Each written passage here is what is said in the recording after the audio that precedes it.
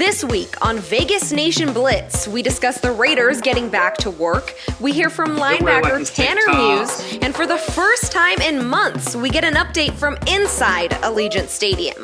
All of that and so much more on Vegas Nation Blitz. Excited to know where we're going to be playing, and excited to have a city that is excited about having us. We are now the Las Vegas Raiders.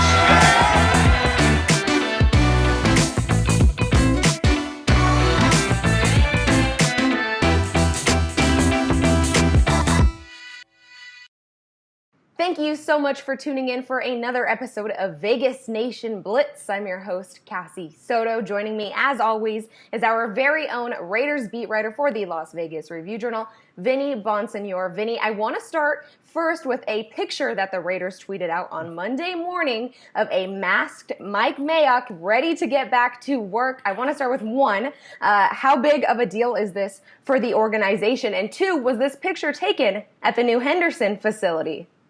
It was, absolutely, and it is a big day, no question about it, because anytime you're dealing with construction and construction deadlines and obviously the pandemic, you want to make sure that everything's on track, everything's ready to go and staying on pace, and the Henderson facility certainly did, and it's ready now. Obviously, you saw Mike Mayock reporting to work. John Gruden told me last week that he'd be working out of the office beginning today. It's the first time they've been in the same office since the pandemic and since all the lockdowns back, nationwide, especially for them in California because they were still situated there.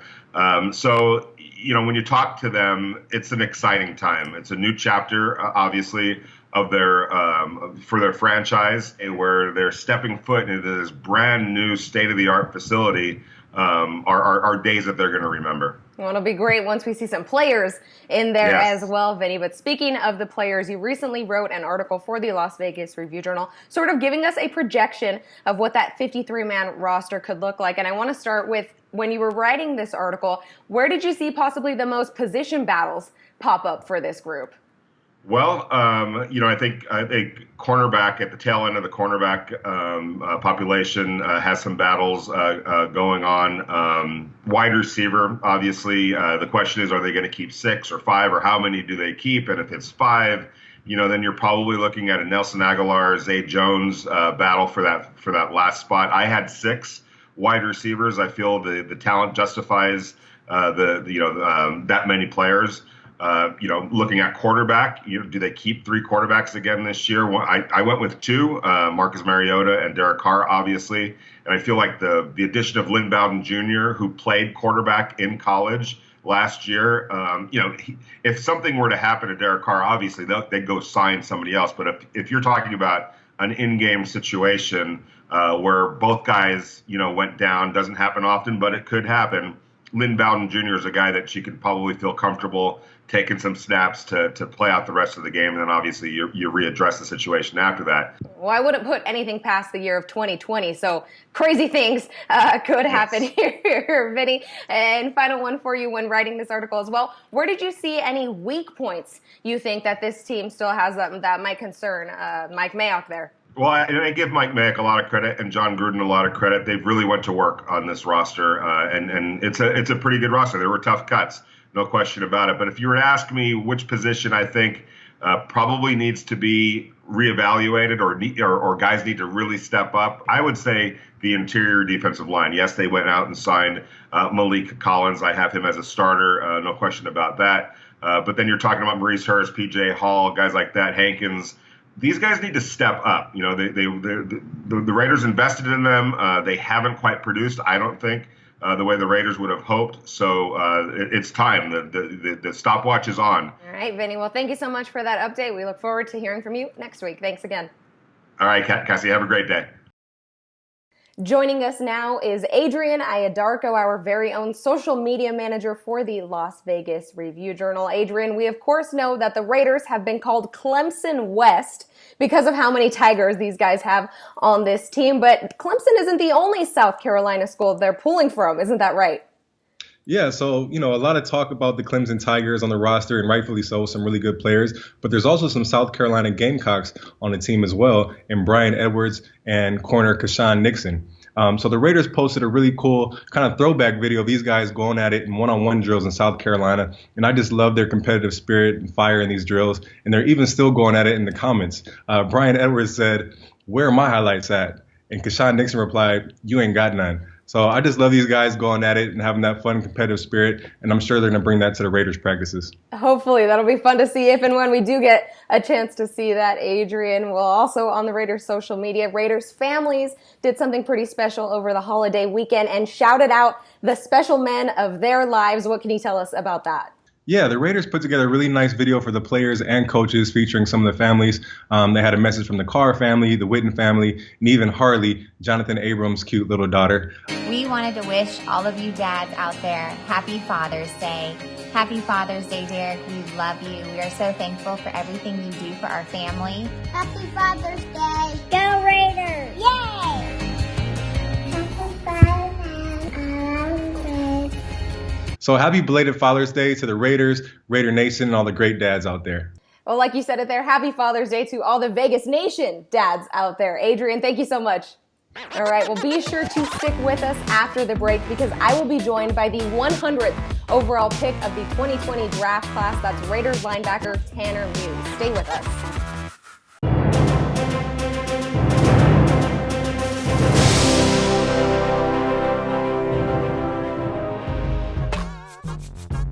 Where did Raiders head coach John Gruden play college football?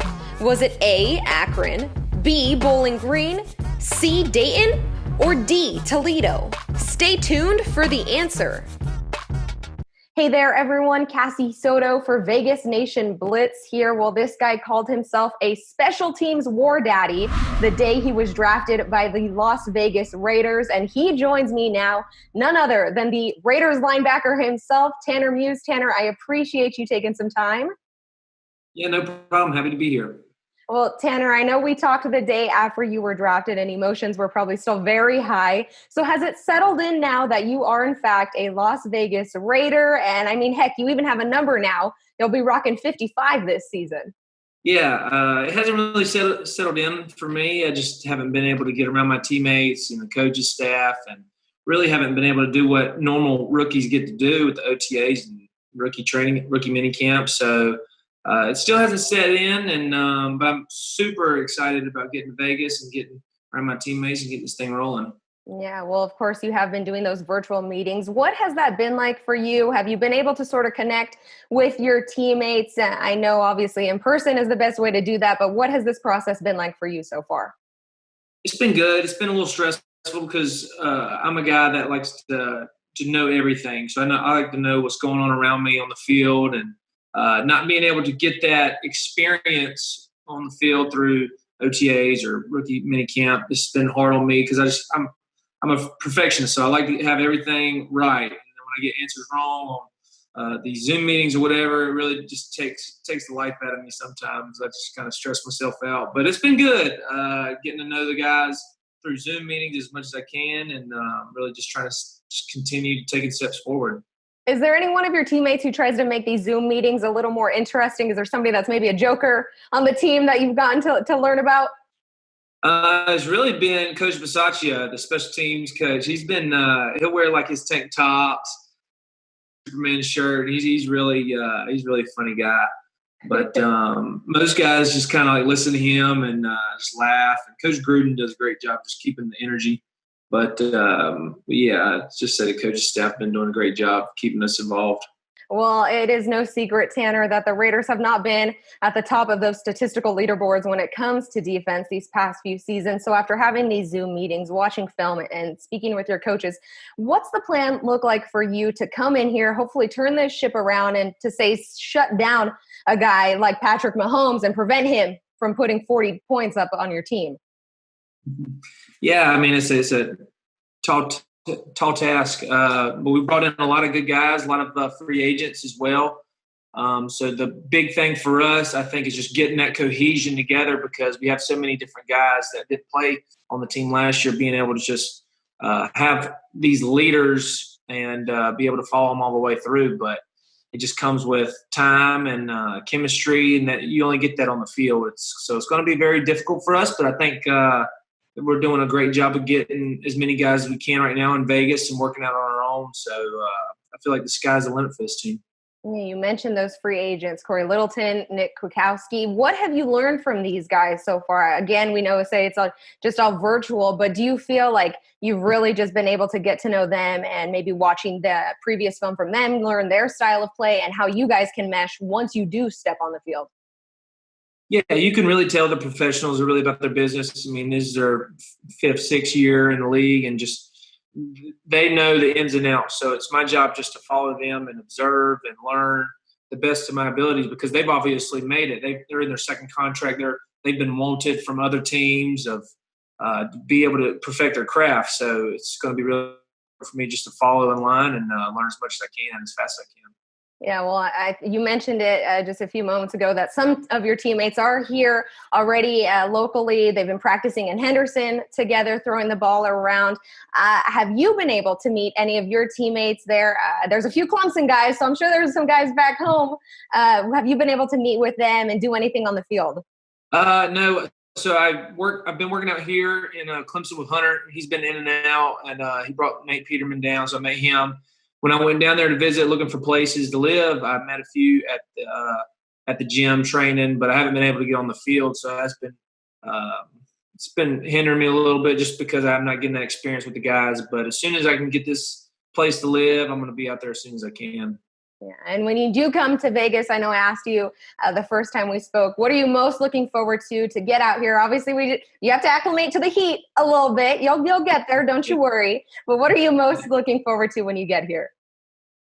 I really loved the Bellagio. When we first got down there, it was one of the first things we did at the Strip, just listen and watch the water show and the lights. Was awesome. But hopefully with all this COVID-19, it clears up. As soon as that clears up, I really want to just get involved in the mixed martial arts world and MGM and just enjoy a live fight. I've been a fan for a long time, haven't been to a fight, so I'm really looking forward to that. I mean, man, once they get the crowds let in, I'm sure you'll be front and center there, Tanner. Well, you said you were in Las Vegas, so did you happen to get a peek over at Allegiant Stadium? I did. It looked awesome. It wasn't all the way finished, but it's really starting to pro up. And also the training facility looked great. I'm super excited about that. Just being able to just come into a fresh atmosphere and a fresh area of the stadium. It's going to be great. All right. Final one for me, Tanner. The Vegas fans are going to learn to love you, I'm sure, as soon as you step here in town. But what are a few fun facts about you that you can let the fans know as they prepare to learn about Tanner Muse? Well, fun facts. I'm a fun-loving guy. I really love to bowl. Be out by the water is really where you can find me when I'm back home. Best game is like a 273, I think it was, on bowling. So anybody that wants to challenge me, you just let me know. Watch out. All right, Tanner, I appreciate you so much. We'll find you at the Orleans bowling alley here shortly, I'm sure. Oh, yeah. No doubt. Thank you, Tanner. And once again, that was Las Vegas Raiders linebacker Tanner Muse. We will be right back.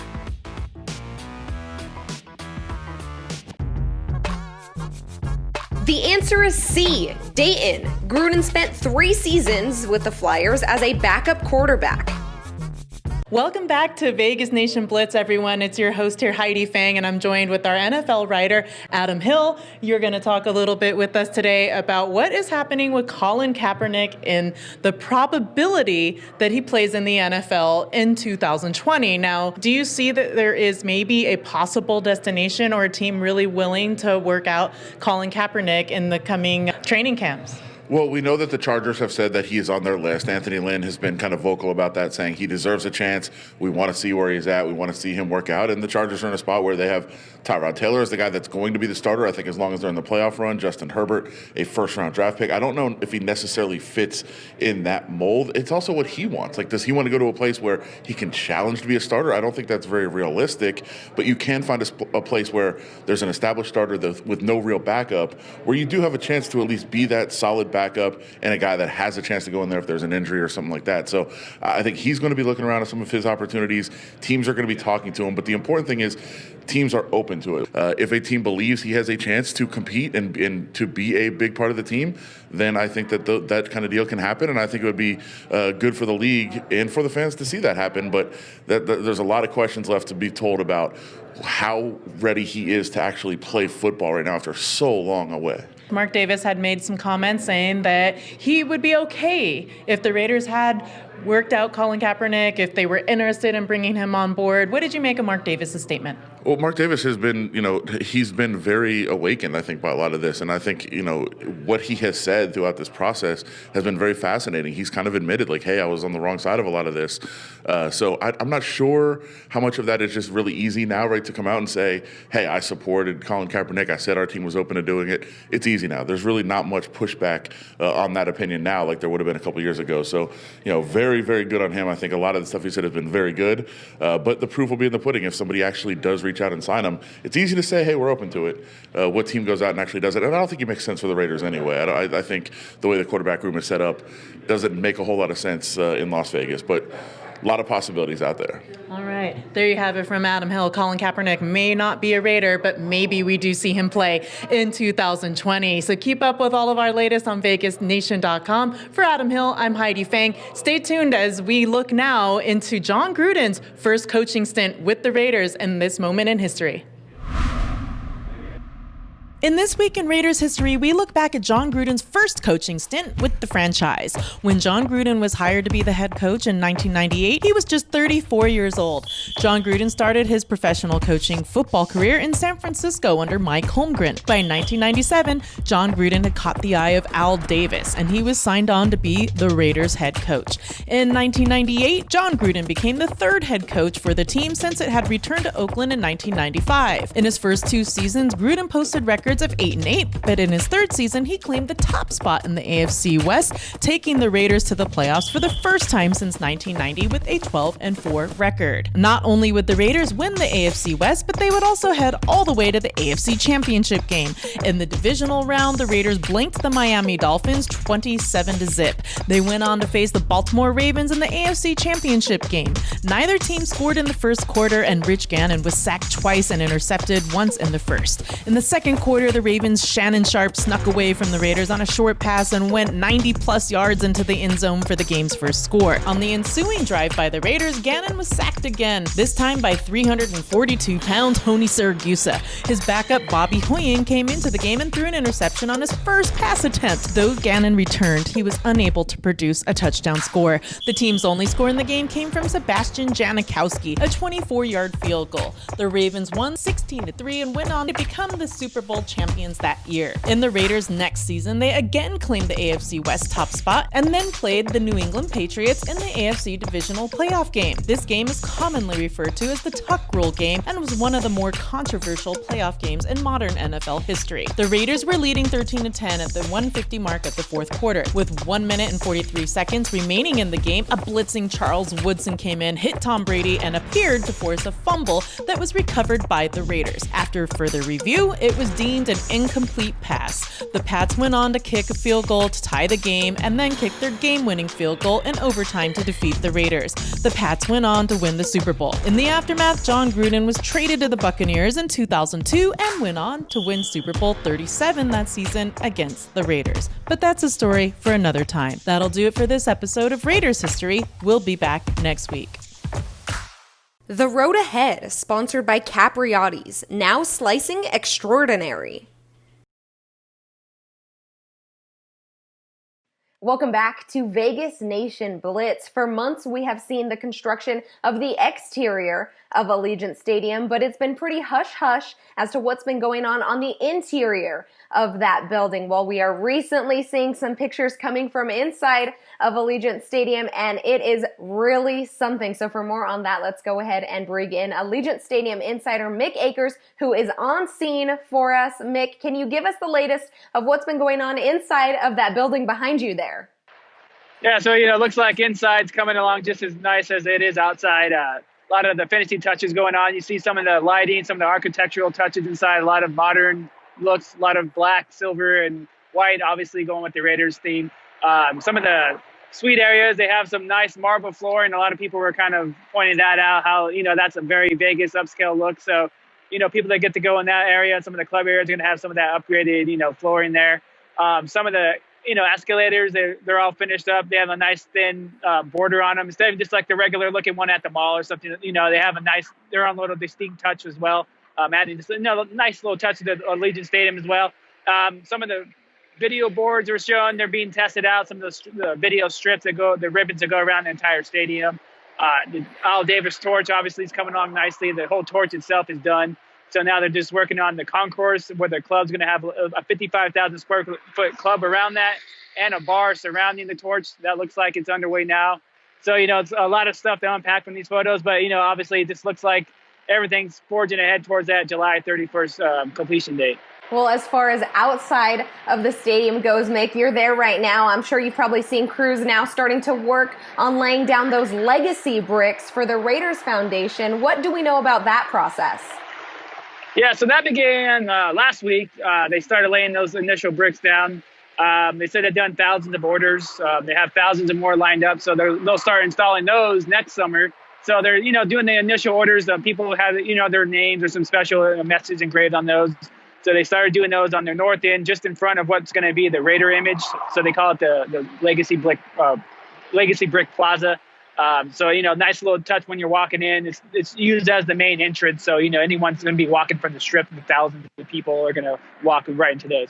Yeah, well, as you're out there now, Mick, what other construction updates can you give us? I can see it there over your left shoulder, some of that media mesh on that big ribbon board starting to come together.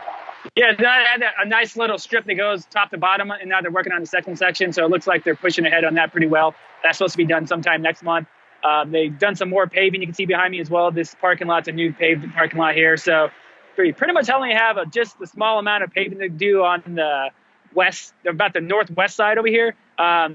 Besides that, everything's paved. All the sidewalks are in. Most of the landscaping's in. So there's kind of getting that last bit of paving done on the other side of the stadium. All right, Mick. Well, thank you so much for the update. Get out of that Vegas heat now. Oh, yeah, thanks a lot. I will. That'll do it for this week's episode of Vegas Nation Blitz. But if you are looking for more Raiders fast takes and smart coverage, download that free Vegas Nation app in the App Store or head on over to vegasnation.com. For all of our Vegas Nation crew here, I'm your host, Cassie Soto. Thank you so much for watching Vegas Nation Blitz.